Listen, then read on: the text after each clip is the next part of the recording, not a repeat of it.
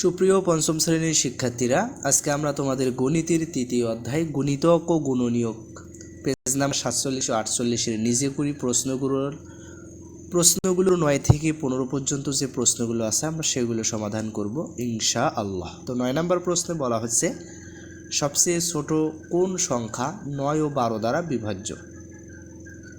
তো দেখেন যে অঙ্কে যখনই সবচেয়ে ছোট, ক্ষুদ্রতম বা লঘিষ্ঠ কথাগুলো দেখবে তখনই বুঝে নেবে যে আমাদের সংখ্যাগুলোর লসাগু বা লঘিষ্ঠ সাধারণ গুণিতক বের করতে হবে।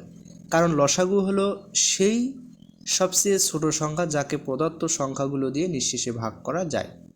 চলো 9 ও 12 এর লসাগু বের করি। তো প্রথমত আমরা যদি 9 ও 12কে 3 দিয়ে ভাগ করি তাহলে পাই হচ্ছে 3 ও 4। তো 3 ও 4-এর মধ্যে এক ছাড়া আর কোনো সাধারণ গুণনীয়ক নেই, তাই এদের আর একসাথে ভাগ করা যাবে না।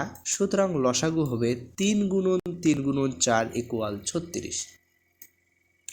তাহলে সঠিক উত্তর হবে সবচেয়ে ছোট সংখ্যাটি হলো 36, যাকে 9 ও 12 উভয় সংখ্যা দ্বারাই ভাগ করা যায়। এখন যে 10 নম্বর প্রশ্নটি আছে,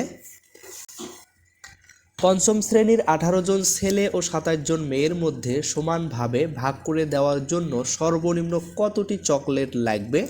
তো দেখেন এখানে প্রশ্নে বলা হয়েছে সর্বনিম্ন কতটি চকলেট। আমরা জানি যে সর্বনিম্ন বা কমপক্ষে বের করতে বললে আমাদের লসাগু নির্ণয় করতে হয়। তো এখানে আমাদের 18 ও 27-এর লসাগু বের করতে হবে। প্রথমত 3 দিয়ে যদি আমরা ভাগ করি 18 ও 27-কে তাহলে পাই 6 ও 9, আবার 3 দিয়ে 6 ও 9-কে ভাগ করলে পাবো 2 ও 3। এখন 2 ও 3-কে আর কোনো সাধারণ সংখ্যা দিয়ে ভাগ করা যায় না, সুতরাং লসাগু হবে 3 গুণন 3 গুণন 2 গুণন 3 ইকুয়াল 54। তাহলে আমরা বলতে পারি যে সমানভাবে ভাগ করে দেওয়ার জন্য সর্বনিম্ন 54টি চকলেট লাগবে। মজার বিষয় হলো 54টি চকলেট থাকলে 18 জন ছেলের প্রত্যেকে 3টি করে পাবে, অথবা 27 জন মেয়ের প্রত্যেকে 2টি করে পাবে। 11 নম্বর প্রশ্ন হচ্ছে সর্বাধিক কতজন শিক্ষার্থীর মধ্যে 22টি আম ও 66টি লিচু সমানভাবে ভাগ করে দেওয়া যাবে। তো দেখেন এই অঙ্কে দেখো যে সর্বাধিক শব্দটি আছে, সর্বাধিক সবচেয়ে বেশি গরিষ্ঠ থাকলে আমরা কি করি, গসাগু বা গরিষ্ঠ সাধারণ গুণনীয়ক বের করি।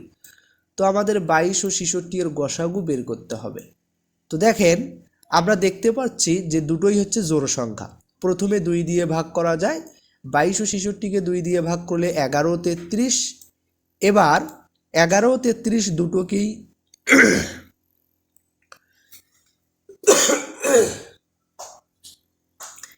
এবার 11 ও 33 দুটোকেই 11 দিয়ে ভাগ করা যায়।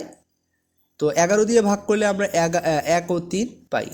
এখন এদের আর একসাথে ভাগ করা যায় না, যেহেতু 2 ও 11 দিয়ে দুটো সংখ্যাকেই ভাগ করতে পেরেছি, তাই গসাগু হবে এদের গুণফল 2 গুণন 11 ইকুয়াল 22। তাহলে আমরা বলতে পারি যে সর্বাধিক 22 জন শিক্ষার্থীর মধ্যে আম ও লিচুগুলো সমানভাবে ভাগ করে দেওয়া যাবে, আর প্রত্যেকে একটি করে আম ও 3টি করে লিচু পাবে।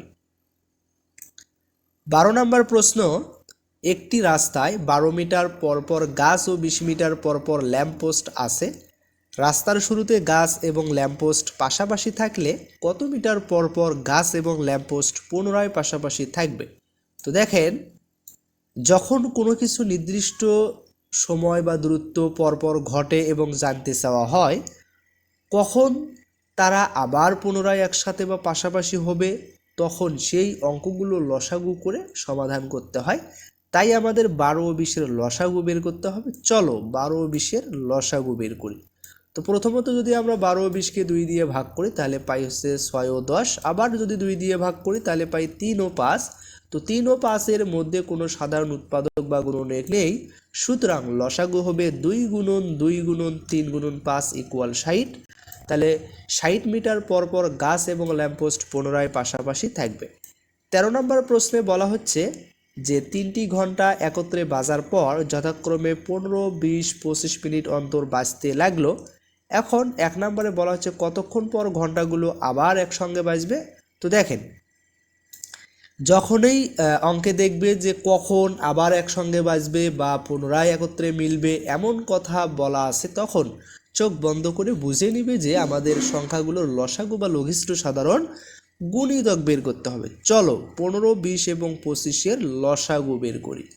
তো দেখেন সবগুলো সংখ্যার শেষে 5 ও 0 আছে, তাই আমরা সংখ্যাগুলোকে 5 দিয়ে ভাগ করতে পারি। তো 5 দিয়ে যদি ভাগ করি তাহলে পাই হচ্ছে 3, 4, 5। এখন 3, 4, 5 এর মধ্যে 1 ছাড়া আর কোনো সাধারণ সংখ্যা দিয়ে ভাগ করা যায় না, সুতরাং লসাগু হবে 5 গুণন 3 গুণন 4 গুণন 5 ইকুয়াল হচ্ছে 300। তো যেহেতু সময়গুলো মিনিটে দেওয়া ছিল, তাই লসাগুও মিনিটে হবে, অর্থাৎ 300 মিনিট পর ঘন্টাগুলো আবার একসঙ্গে বাজবে। আমরা চাইলে 300 মিনিটকে ঘন্টায় রূপান্তর করতে পারি। আমরা জানি যে 60 মিনিট সমান 1 ঘন্টা, তো 300 মিনিটকে 60 মিনিট দ্বারা ভাগ করলে আমরা পাবো 5 ঘন্টা। উত্তর 300 মিনিট বা 5 ঘন্টা পর ঘন্টাগুলো আবার একসঙ্গে বা একত্রে বাজবে। তো 2 নম্বর প্রশ্নে বলা হচ্ছে যে ঘন্টা 3টি দুপুর 1টায় বাজার পর পরবর্তীকালে কোন সময় পুনরায় একত্রে বাজবে। তো দেখেন 1 নং প্রশ্নের উত্তরে পেয়েছি যে ঘন্টাগুলো 5 ঘন্টা পর পর একত্রে বাজে, তাহলে দুপুর 1টায় যদি একত্রে বেজে থাকে তবে এর ঠিক 5 ঘন্টা পর তারা আবার একসাথে বাজবে। তাহলে সময় যদি আমরা নির্ধারণ করি তাহলে আমরা পাবো দুপুর 1টা যোগ 5 ঘন্টা ইকুয়াল বিকাল 6 ঘন্টা বা সন্ধ্যা 6টা। তাহলে আমরা বলতে পারি যে ঘন্টা 3টি পরবর্তীকালে বিকেল 6টায় পুনরায় বা সন্ধ্যা 6টায় পুনরায় একত্রে বাজবে।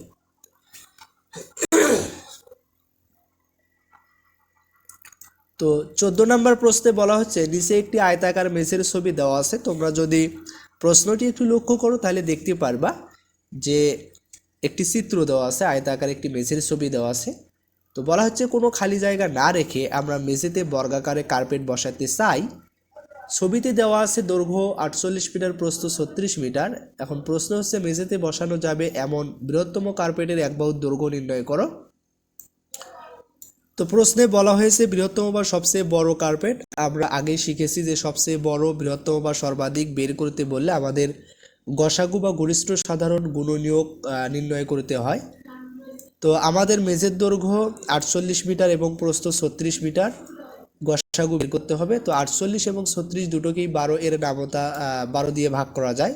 তো 12 দিয়ে যদি আমরা 48কে ভাগ করি তাহলে 4, আর 36কে ভাগ করলে পাই 3। তো এখন 4 এবং 3-এর মধ্যে আর কোনো সাধারণ উৎপাদক নেই, তো এদেরকে আর একসাথে ভাগ করা যাবে না। তো যেহেতু আমরা শুধুমাত্র 12 দিয়ে বা উভয় সংখ্যাকে ভাগ করতে পেরেছি, তাই গসাগু হবে 12। সুতরাং সবচেয়ে বড় সেই বর্গাকার কার্পেট বসানো যাবে, তার এক বাহুর দৈর্ঘ্য হবে 12 মিটার। উত্তর মেঝেতে বসানো যাবে এমন বৃহত্তম কার্পেটের এক বাহুর দৈর্ঘ্য হবে 12 মিটার। 2 নম্বর প্রশ্নে বলা হচ্ছে যে সম্পূর্ণ মেঝেতে কার্পেট বিছানোর জন্য এরূপ কয়টি কার্পেট লাগবে। তো দেখেন আমরা 1 নং প্রশ্নে পেয়েছি কার্পেটের এক বাহুর দৈর্ঘ্য 12 মিটার। তাহলে মেঝেতে কার্পেটগুলো কিভাবে বসবে চলো দেখি। তো মেঝের দৈর্ঘ্য হচ্ছে 48 মিটার, এখানে 12 মিটারের কার্পেট লম্বালম্বিভাবে বসানো যাবে। তো 48কে 12 দ্বারা ভাগ করলে পাবো 4টি। আবার মেঝের প্রস্থ 36 মিটার, এখানে 12 মিটারের কার্পেট আড়াআড়িভাবে বসানো যাবে। 36কে 12 দ্বারা ভাগ করলে পাবো 3টি। তাহলে দেখেন মোট কার্পেট লাগবে দৈর্ঘ্যের দিকের কার্পেটের সংখ্যা গুণন প্রস্থের দিকের কার্পেটের সংখ্যা, তাহলে মোট কার্পেট লাগবে 3, 4, 12টি। তো এটাকে আমরা এভাবেও সমাধান করতে পারি যে মেঝের ক্ষেত্রফলকে কার্পেটের ক্ষেত্রফল দিয়ে ভাগ করব। তাহলে মেঝের ক্ষেত্রফল 48 গুণন 36 আর কার্পেটের ক্ষেত্রফল 12 গুণন 12, তাহলে ভাগ করলে উত্তর হবে 12। ঠিক আছে, তাহলে আমরা বলতে পারি সম্পূর্ণ মেঝেতে কার্পেট বিছানোর জন্য এরূপ 12টি কার্পেট লাগবে। সর্বশেষ যে 15 নম্বর প্রশ্নটি আছে, এখানে বলা হচ্ছে একটি ঝুড়িতে 42টি আম ও 105টি লিচু আছে। 1 নম্বর প্রশ্নে বলা হচ্ছে সর্বাধিক কতজন শিক্ষার্থীর মধ্যে আম ও লিচু সমানভাবে ভাগ করে দেওয়া যাবে, আর 2 নম্বর হচ্ছে প্রত্যেকে কয়টি করে আম ও লিচু পাবে। তো 1 নম্বর প্রশ্নটা যদি আমরা সমাধান করি, অঙ্কে যখনই সর্বাধিক, সবচেয়ে বেশি বা গরিষ্ঠ এমন শব্দগুলো দেখবে তখনই মনে করে নেবে যে আমাদের সংখ্যাগুলোর গসাগু বা গরিষ্ঠ সাধারণ গুণনীয়ক বের করতে হবে। তো এখানে 42 এবং 105-এর গসাগু আমরা বের করব। তো প্রথমত দেখি যে কোন সংখ্যা দিয়ে দুটোকেই ভাগ করা যায়। 3 দিয়ে দুটোকেই ভাগ করা যায়। 3 দিয়ে যদি আমরা ভাগ করি তাহলে আমরা 42কে 3 দ্বারা ভাগ করলে পাবো 3 14 42, আর 35কে 3 অর্থাৎ আমরা যদি হচ্ছে 105কে 3 দিয়ে ভাগ করি তাহলে 3 35-এ 105, ঠিক আছে। তো এবার আমরা হচ্ছে 14 এবং 35কে কোন সংখ্যা দিয়ে ভাগ করা যায়, যেমন 7-এর নামতা পড়লে দেখবে যে 7 দিয়ে দুটোকেই ভাগ করা যায়। তো 7 দিয়ে যদি আমরা ভাগ করি তাহলে 7 × 2 = 14, 5 × 7 = 35। তো এখন 2 এবং 5-এর মধ্যে এক ছাড়া আর কোনো সাধারণ উৎপাদক নেই, তাই এদেরকে আর একসাথে ভাগ করা যাবে না। তো যেহেতু আমরা 3 এবং 7 দিয়ে দুটো সংখ্যাকেই ভাগ করতে পেরেছি, তাই গসাগু হবে এদের গুণফল। সুতরাং গুণফল হলো 3 × 7 = 21। তাহলে আমরা বলতে পারি যে সর্বাধিক 21 জন শিক্ষার্থীর মধ্যে আম ও লিচু সমানভাবে ভাগ করে দেয়া যাবে। 2 নম্বর প্রশ্ন হচ্ছে যে আমরা 1 নং প্রশ্নের সমাধান থেকে পেলাম যে মোট শিক্ষার্থীর সংখ্যা হলো 21 জন। এখন এই 21 জনের মধ্যে ফলগুলো ভাগ করে দিতে হবে। খুব সহজ হিসাব, মোট ফলকে শিক্ষার্থীর সংখ্যা দিয়ে ভাগ করলেই প্রত্যেকে কয়টি করে পাবে তা বের হয়ে যাবে। তো আমরা যদি আমের হিসাব করি, মোট আম 42টি, তো 21 জনকে সমানভাবে ভাগ করে দিলে প্রত্যেকে আম পাবে, 42কে 21 দ্বারা ভাগ করলে 2টি। আবার আমরা লিচুর হিসাব করব, তো মোট লিচুর সংখ্যা হচ্ছে 105টি, 21 জনকে সমানভাবে আমরা যদি ভাগ করে দিই তাহলে 105কে 21 দিয়ে ভাগ করলে আমরা পাবো হচ্ছে 5টি।